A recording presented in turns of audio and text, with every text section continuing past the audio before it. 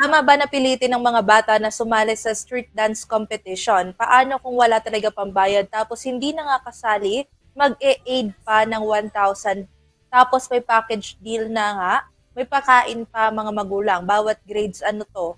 Hirap na nga sa buhay ang mga magulang, hindi na alam kung saan kukuha sa pang-araw-araw na gastusin. Tapos ganyan pa. Paki-shoutout po sa isang elementary school sa Quezon, Nueva Ecija. Hmm. Ipapadala natin to sa DepEd. Para nang sa ganun masagot din natin itong concerned citizen patungkol po dito. Pero yung pagsali, sinasabi niya dito, dapat bang pilitin ang mga bata na sumali sa street dance competition?